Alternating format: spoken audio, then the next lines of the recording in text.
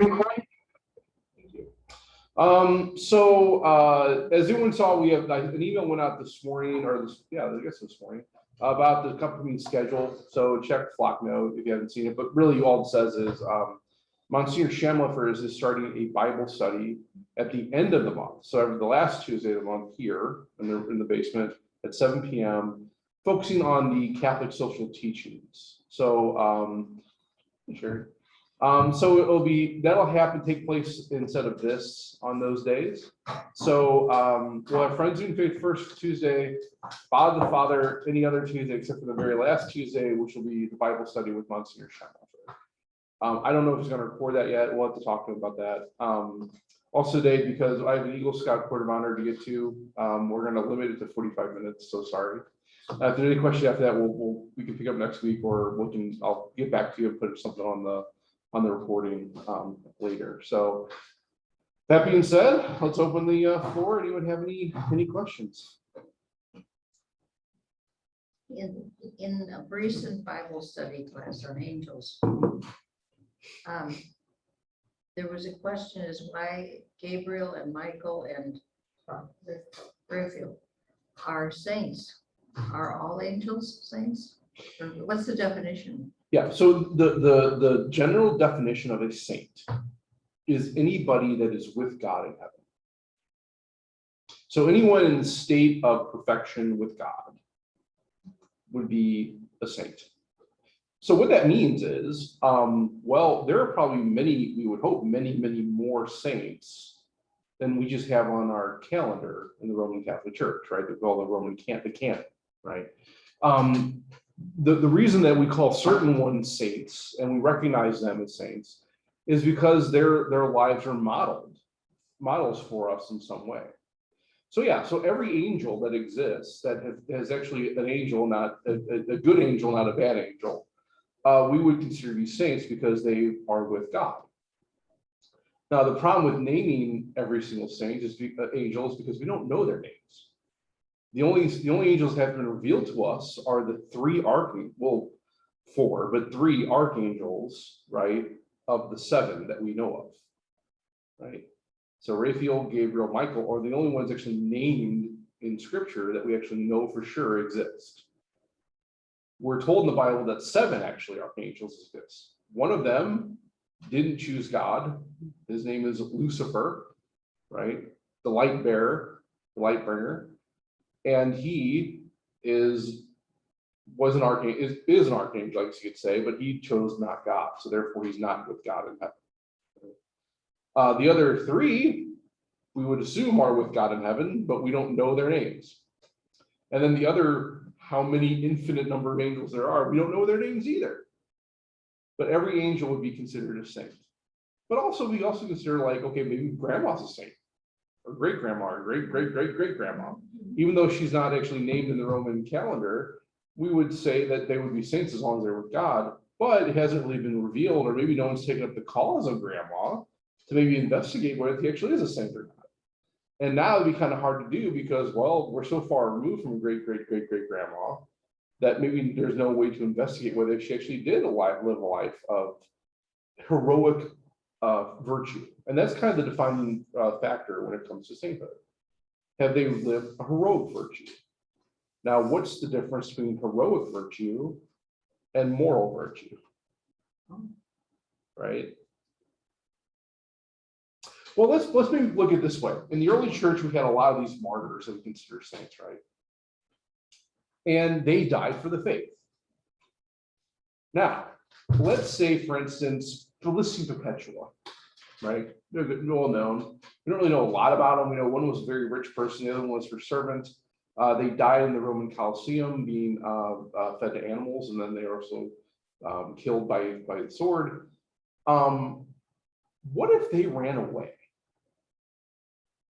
Instead of going to the Colosseum and being, slaughtered in front of all those people, what if they ran away? They still had great faith. They still believed in God. They still practiced the sacraments and received the sacraments. But if they were to escape to Asia Minor, or maybe to Egypt, or maybe hide out in Ethiopia, would that have been okay? What do you think? They may have continued to live very good lives in Ethiopia. Mm-hmm. You know, like what if So they that, weren't heroic. Would have been wrong for them to run away. Let's put it that way. Why were they running away?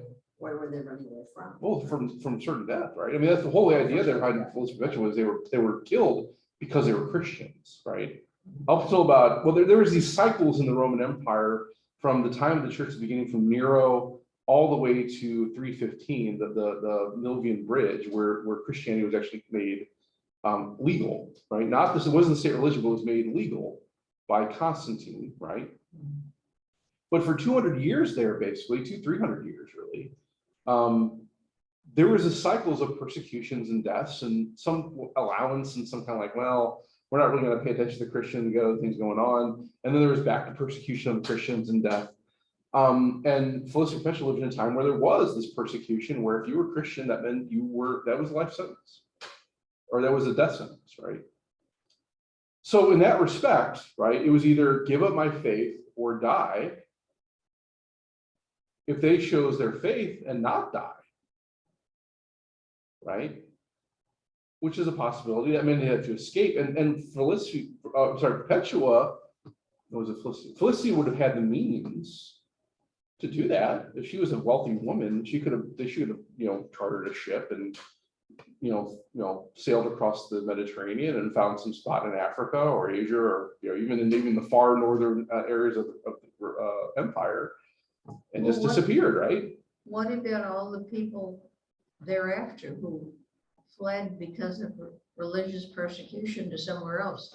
Well, that's kind of what we're asking, right? So would it have been wrong for them to do that? So in other words, what would have been wrong for them to say, I'm out, I got to get out of here or else I'm going to die, but still maintain their faith? And still evangelize where they're at. And Sure. So why would it? Of course, right? And that's different. So the moral thing would be you could still run and still maintain been justified in your action, which have been morally virtuous, right? As long as you're trying to live good lives and saying, look, even though I don't have any ill will against the empire, but I'm trying to save my life and possibly even evangelize different people and maybe still bring Christ to other people. There's nothing wrong with that, right? It's just not heroic. But the heroic virtue here is, look, I know I'm going to give up my life for my Lord. And I'm willing to do that as a witness for others about the truth of what the gospel speaks. That's the difference, right? So are we called to heroic virtue? Not necessarily, right? Now, if you had no other choice between giving up your faith and dying, well, we would say then it's more important to maintain your faith. If those are only two options, sure. But what made it heroic for them was that they had another choice, yet they still took that choice. Okay.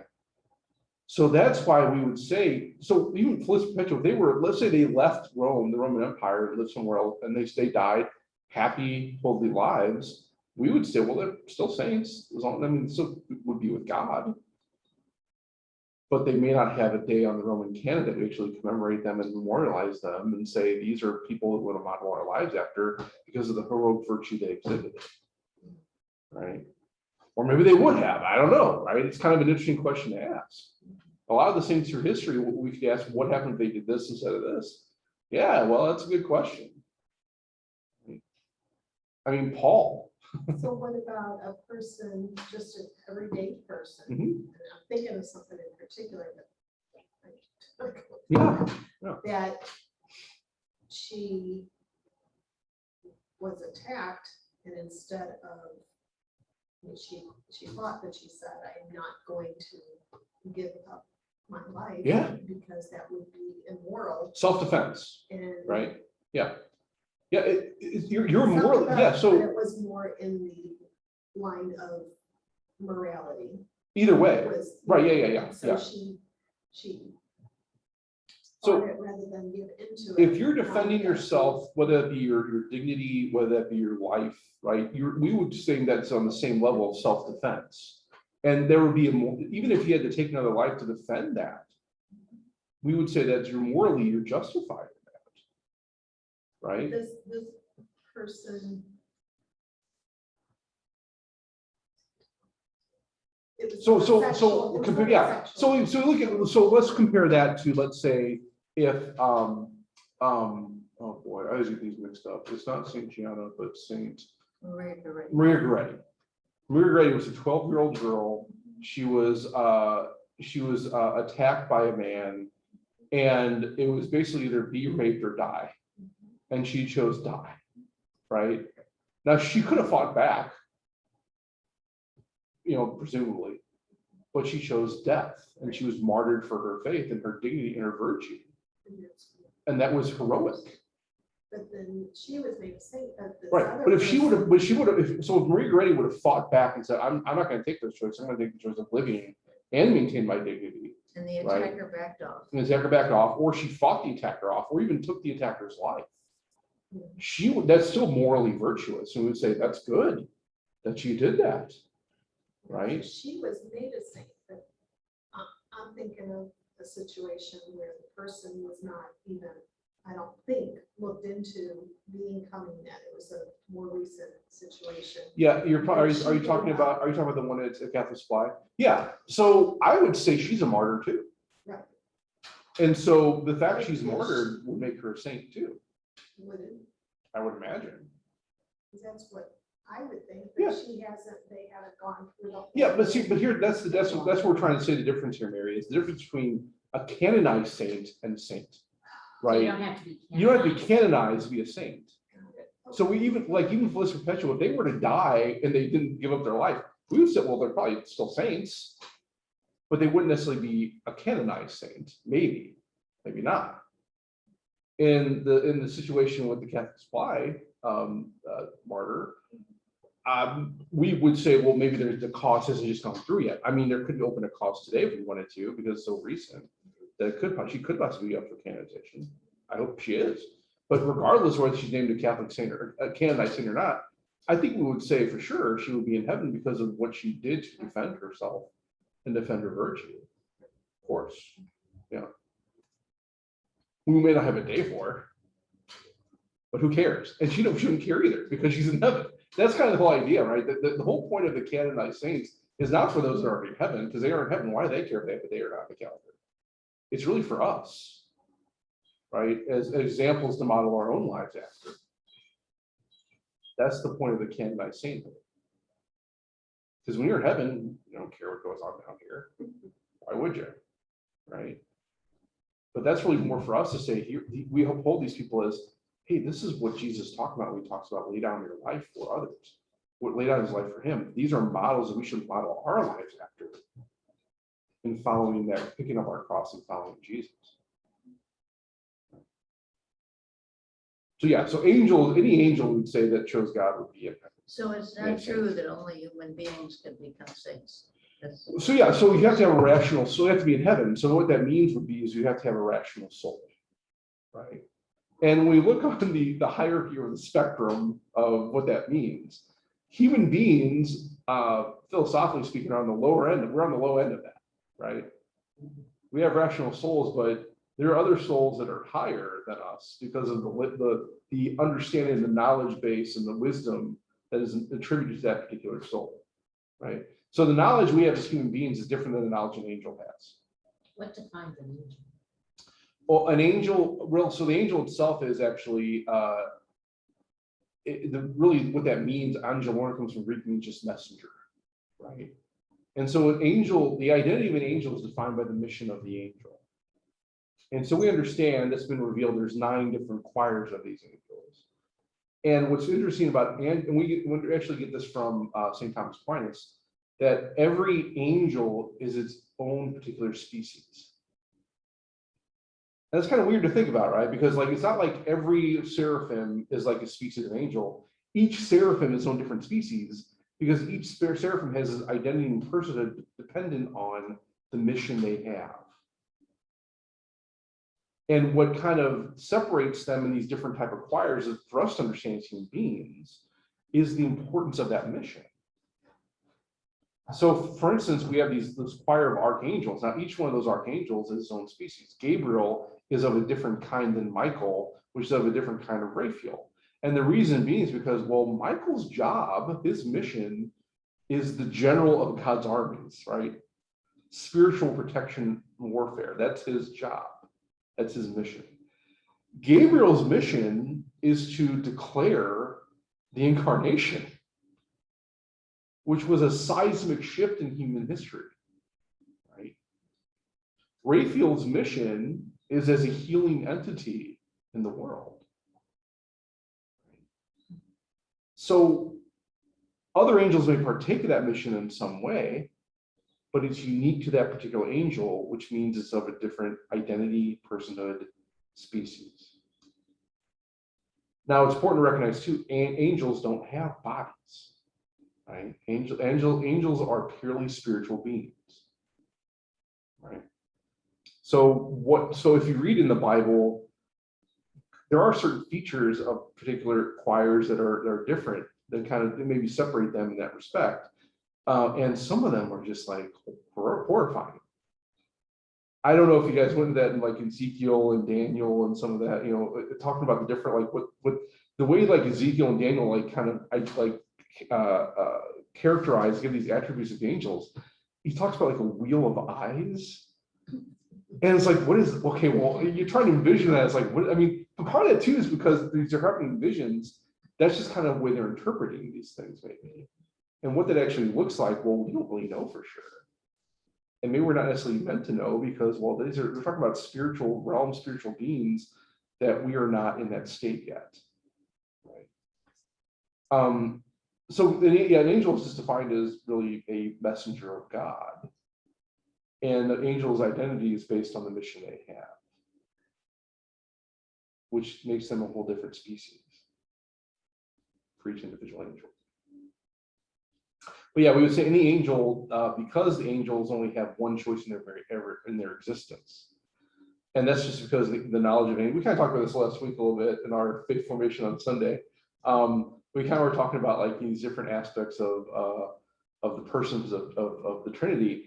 And so we would say Jesus had angelic knowledge. What does that mean? Well, if I were to ask you guys, can you tell me what is the essence of this chair? What would you say? Sure, you don't have to already predict this. You did this last week, but yeah. So Wood. well, that's the material cause. We say it's made out of wood, sure, but that does. But so is a table.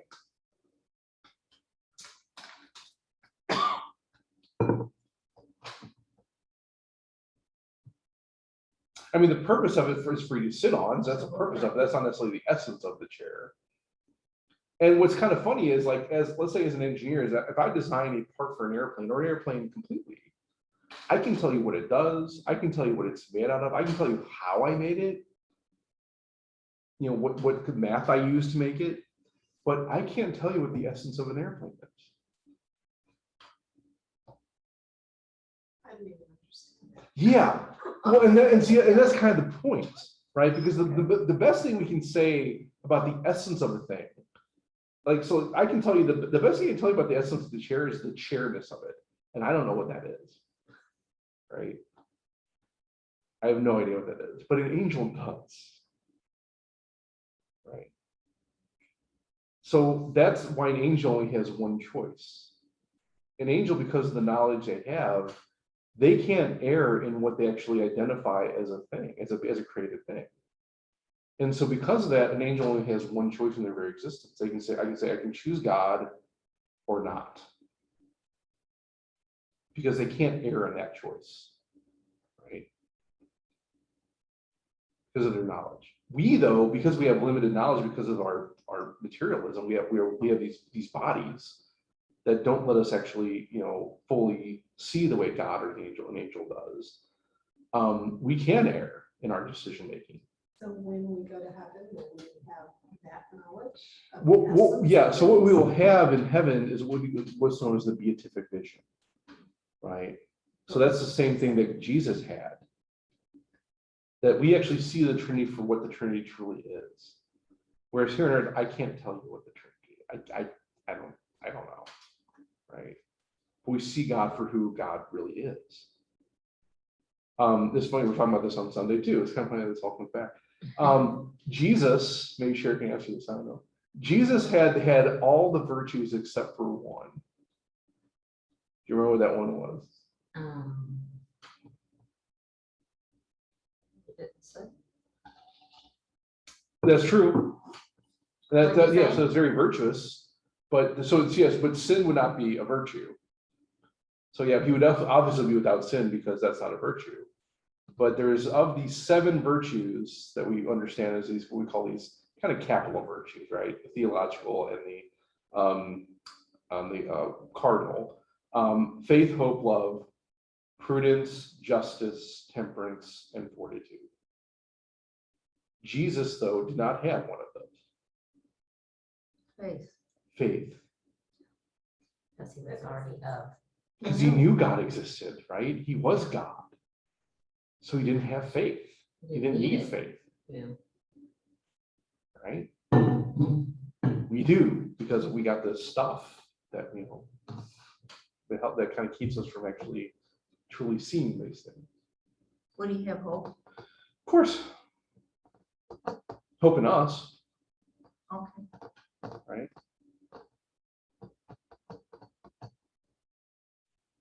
Good. All right. So yeah. But if you have, if he knew and didn't need faith, for that same reason, he wouldn't need hope, because he knew how things are gonna turn out. Yeah, but okay, now that's interesting though too, because when we talk about the knowledge of God, the question is, where does free will come into play there? So God knows the outcome of every choice we make, all the way to its very end, is terminus, right? How that affects other people, how that's going to affect nature, how that's going to affect his creation, based on the choice that we make. So any choice we make, he knows the outcome of that. But it doesn't come to reality until we actually make it. And God can make that good come from even bad choice we make, but we still have to choose. But how can you know that the complete outcome, because there's a lot of free will choices. Right, but he knows all of the outcomes of those choices though, regardless, right? Yeah, because that's just the infinite mind of God. He just knows that you can follow, you can basically, it's almost like kind of a pathfinder, right? Like, or choose your own adventure, maybe. I don't know. You can read through the entire book and figure out everything that's going to happen. But until you actually make that choice, you don't know exactly what's going to come into existence, into reality, right? So God knows what's going to happen in whatever choice we make. But we But just I have to would make think it he'd know the choice. process too. Huh? He'd know the process. Of course he too. would. But he would also allow us to make those decisions and those choices too. But he knows what's gonna, I mean, he knows the choices we're going to make. Yeah. Yeah. So I don't understand. God, not Jesus. Well, either they're really they're the same. So here's the thing. When we talk about free will, so let me ask you this: what would be better, for Marilyn, for you as a person, or even humanity in general, if God just makes a decision for you and just forces you into it, or if he allows you to make the decision and then develops a way for good to come from it? The second. Yeah, because free will is an act of love of God, right? We have the right, we have the freedom to choose him, but the freedom not to, right? But even in our sin, even when we don't choose him, we may not see it or even know how it comes about, but God does. It's going to affect someone else, maybe in a good way. I mean, I kind of look, this is more of a microcosm thing, but I look at it this way. We look at the pandemic that happened in the last 3 years, right? Well, you know, and I told this over and over again, there was a guy that actually got baptized, came into church that year because we switched to online courses because of the pandemic. If the pandemic didn't happen, he may not have actually become Catholic or got baptized. So it's kind of weird to think about it, but did God just bring about that pandemic just so this one person can receive that grace? Now that was a choice that was made here, though. We could have been like, yeah, let's just not do the stream. Let's keep on doing the way we're doing it. And I was sure God would find some way for that guy to maybe come in anyway, but that was a free will choice that's made. We just have to make that choice. Yeah, it's hard for us to kind of wrap our heads around because, well, we're not God. And we don't know the outcomes of our choices, how that's really going to affect people. But God does. Yet he still lets us make those choices. Because he loves us.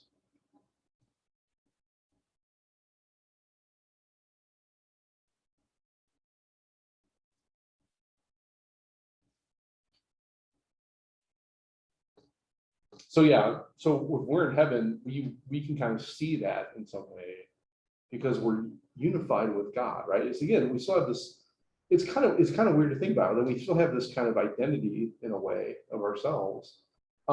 Yet we are in this state of perfection with God forever. That we have no need for anything else or desire for anything else. Which I would imagine in some way the Trinity operates, I guess. Because again, because of our limited experience, we can't really know that until we're there.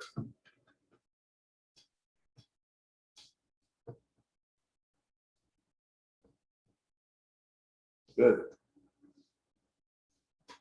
Questions, comments, concerns, heresies? In other words, it's kind of indescribable. Yeah, and I mean, I think that kind of makes sense too, because and we see this a lot of times when people have near-death experiences. What's kind of common, and this is if I've brought him again, but before, but I think he's done some research on this. I think he's the only one doing research on it. Is Father Robert Spitzer. He was getting some data together, and I don't know if he's published a book or he's in the process of doing it, but there's a lot of commonality when someone has a near-death experience. That they see certain things that are similar, they have experiences that are similar. But what's also very fascinating is when they talk about like what they see and like just like the surround and the space, for lack of a better term, they can't describe it. Like they don't have the capacity to do it. Which is, I think, makes sense in many ways, because what that really shows is there's things that we're not meant to know in this state of existence. That we can't necessarily know until we're there. Right. Which is, we call that mystery, and that's incredibly frustrating. Right? Because we as human beings, we want to know these things. We want to understand. We want to have that knowledge. But also, too, there may be a detriment to that, too. I mean, again, we talked about this on Sunday, but like, let's say if Jesus were to tell his disciples, we read in the Gospel of John, at the end, he says, there's much more that he told us that I can't even write in this book. It's going to take me forever to write it, right? And we call that the apostolic succession, right? The we call salvation history ended with the death of the last apostle, because these things were revealed to the apostles that we hold as tradition in the church that weren't written down. And if Jesus would just told them like, hey, look, here's what the Trinity is, here's what this all looks like, here's how this was, their heads probably would have exploded, and so would ours. Right? Because there's certain things that need to be maintained in that state of perfection that can't necessarily be revealed and given here and now. At least that's the conclusion we can make. Even though they're conclusions, I guess. But I think that, to me, that sounds like the most rational. One that makes the most sense. But I could be wrong too, because again, it's mystery. Who knows? You got a better solution? I'm all ears.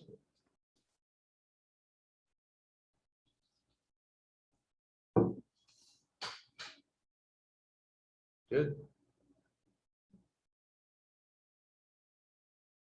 Anything else? Profound. Yeah, I mean, we talk about these things, the Trinity, or just the persons of the Trinity, or just like, these things that we don't, that's kind of outside our limited experience. Yeah, I mean, and here's the thing too, I mean, it's not that people haven't contemplated this over the centuries. There's plenty written out there about these things. But again, it's all speculation. It's all kind of just, there's nothing definitively taught by the church when it comes to these things. Are present theologians coming up with anything new? Oh, Or yeah. Is it repetitive of what's already been? Well, I mean, and see, that's the thing, when we talk about theology is a science, right? Which means it has like other disciplines underneath it, right? So like, when I went to school for mechanical engineering is a discipline under the umbrella of engineering. And so you study certain aspects of mechanical engineering, but that also excludes other aspects like electrical engineering and chemical engineering. Now there's some basis, of course. I mean, the fundamentals there are, we have like, church history, and we have sacramental theology, systemic theology, biblical theology. So yeah, I think the realm where it's probably making the most advancement, probably more in the speculative field, right? So we're talking about speculative, more like kind of like these theories about like, what is the nature of the Trinity, right? What is, but the problem with that is, well, I mean, it's speculative for a reason. There's no evidence to back any of it up, right? Because we don't, what does the afterlife look like? I don't know. Some of that comes through maybe personal revelation, but we also be cautious with that too, because when it comes to personal revelation of even the saints, we always have to put that in the context and within the line of what the church teaches. So like, for instance, Saint Faustina, she had these kind of visions of hell and purgatory. Now, the church was rather cautious with her when it came to these things, because, well, some of the stuff she was saying didn't seem really in line with other saints and other theologians that kind of had similar visions. And so there had to be a kind of a lot of, well, is this really true? Can we actually take this to be the case? And the other thing too is we also keep in mind that saints and theologians are not infallible. I mean, you look back at some of the writings of some, like St. Thomas Aquinas, for instance. He and even before him, St. Augustine, they had some questions about when the soul enters the body, right? That were not really scientific, and they weren't because, well, they didn't know at the time. They didn't have this understanding of the reproductive cycle, and how the sperm and ovum come together. All they were saying was, their evidence of the soul at all was of movement, right? Animus just means the moving principle, right? So the evidence of a soul is that it actually can move on its own. It grows, it intakes food or energy, right? And so when it comes to a woman who's pregnant, well, there's really no showing or movement, maybe for like the first trimester, right? Maybe a little bit earlier, maybe a little depending on the woman or the baby, whatever. But at least for the first few weeks, there's no like showing that there's actually a animating principle. The material might be there, maybe, right? Okay, but when the soul actually enters the body, was like, well, we're waiting for movement to happen.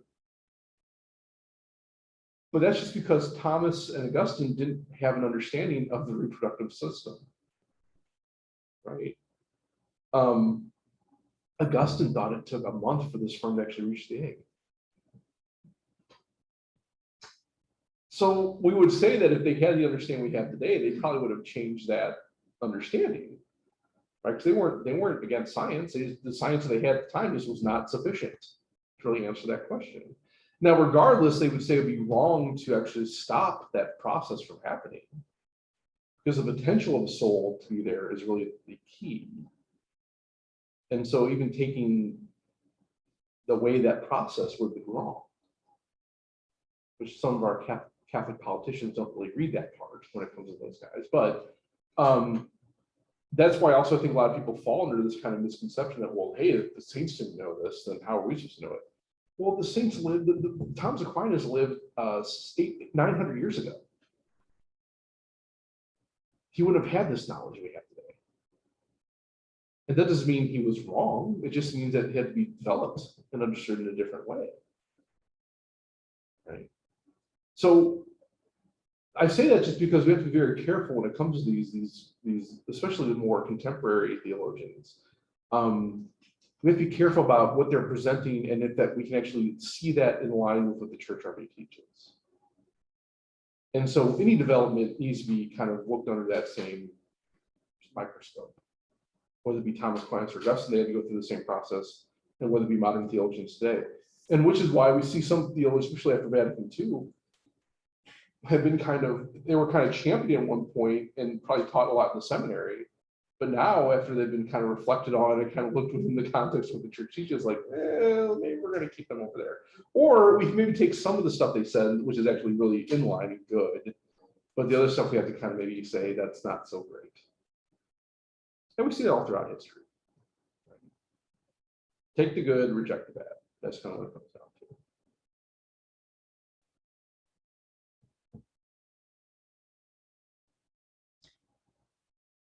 Could that practice be applied to what Pope said as well? Yeah, well, with popes, we have to understand too that popes can only make infallible statements in certain contexts and in certain processes. Okay, so yes, whatever the Pope says has to also be in line with the ordinary Catholic teaching of the church, right? And so a lot of the kind of the big, especially since 1854, which was the first time at Vatican I where they actually said the Pope makes infallible statements. And their justification for this was the fact that even in ecumenical councils, doctrine and dogma doesn't become doctrine and dogma until the Pope actually promulgates it, right? So what made the doctrine of the Trinity infallible from the Council of Nicaea wasn't the fact that all the bishoprics had voted on it. It was the fact that the Pope actually looked at it and said, yep, I agree, and then sent it out throughout the entire world. So then it was saying, well, then why can't the Pope just on his own then make certain statements? Well, and that's where Vatican I made certain criteria. It says, okay, yeah, we can see how that works. Let's look back in history, see how these things were made. Okay, well, it has to be in line with Catholic teaching, right? It can't be against the apostolic succession. It can't be against salvation history. It has to be what's already been given to us, revealed to us. It has to be as the Pope, meaning officially done, right? And then it also has to be in line with faith and morals. So in other words, if the Holy Father, Pope Francis, tomorrow says, every Catholic in good standing that loves the church and loves Jesus must drink Pepsi. Well, is that an infallible statement? Of course not, right? So it's not an issue of faith and morals. There's no grounding in teaching of the church on that, right? And he may be saying it as the Pope, but is he actually putting that in an official document? Regardless, if one of those things is not there, it's not an infallible statement. But if the Holy Father tomorrow were to say, I, as successor of Peter, in my official role as the Holy Father, in line with what's been revealed by Jesus Christ to his apostles in the church, on this issue of particular level of faith, and we'll say, I don't know, transgenderism, right? Right, on the issue of transgenderism, we affirm that's what's given to us biblically, that man and woman was created by God in those designed ways. That's an infallible statement. And the reason being is because he's not making anything new, really. He's really just emphasizing an aspect that's kind of come in society that's caused some issue and confusion. And he's making that explicitly dogma that's already been revealed to us and known to us by God. And really, it's already what the Catholic Church teaches anyway. So that has to really be, yeah, there's a process involved when the Holy Father makes those statements. It can't just be like, I'm on an airplane, I'm talking to these reporters, I make a statement off the cuff. Well, that's not infallible.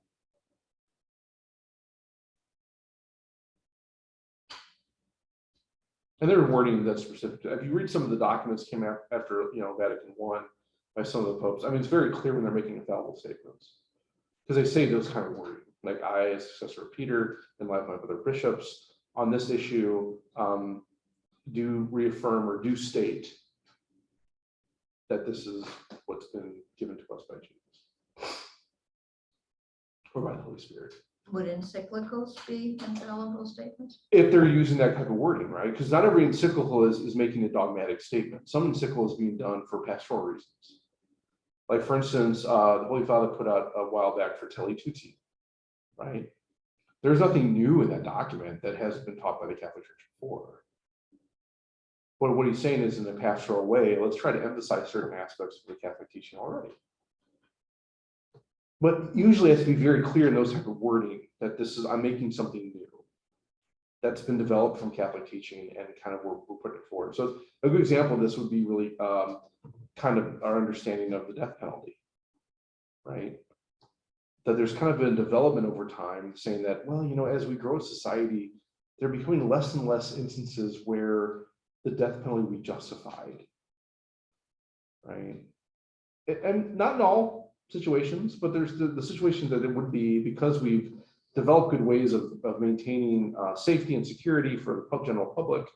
Technology has grown to the point where maybe you don't have these like Bond villains really that can break out of prison. But even though, let's say you have someone that actually could overcome these things and be a threat to society, the church has taught, well, yeah, the death penalty can be justified in those situations because of the threat that would be to the good, for the good, right?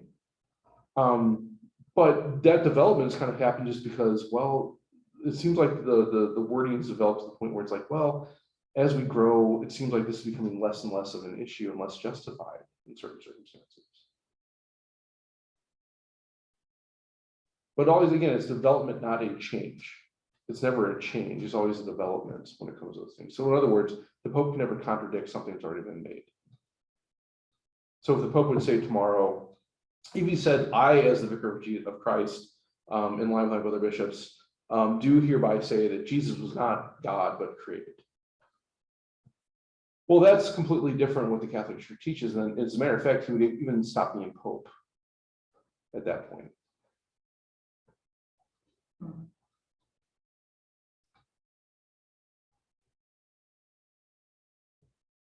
And they have to go back in the conclave and do something else, or he has to go repent and recant what he said, or however that process works. But we've never had that happen in the history of the church.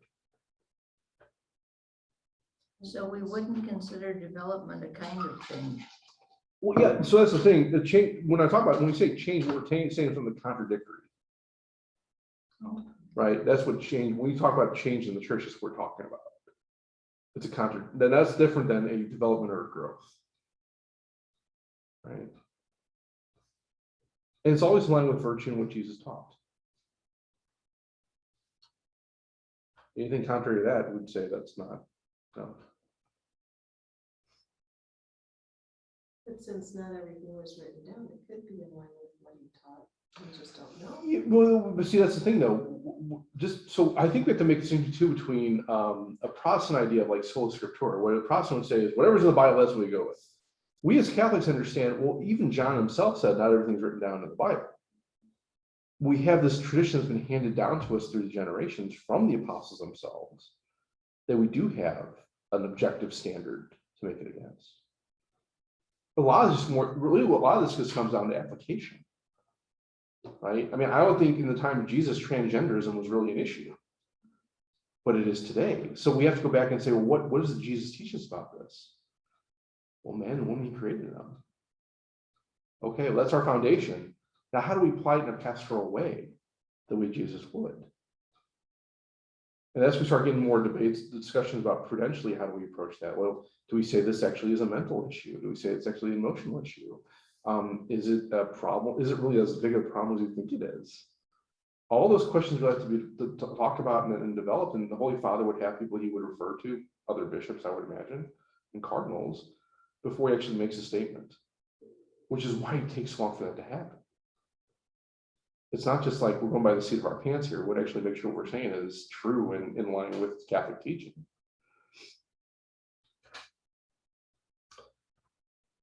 It is 7:14, so any questions that we have, we may have to table that till next week, or you can get them and I can put them on the description on the, That's good. okay, Thank you. great. Thank you. Thanks for coming, guys. We'll see you later.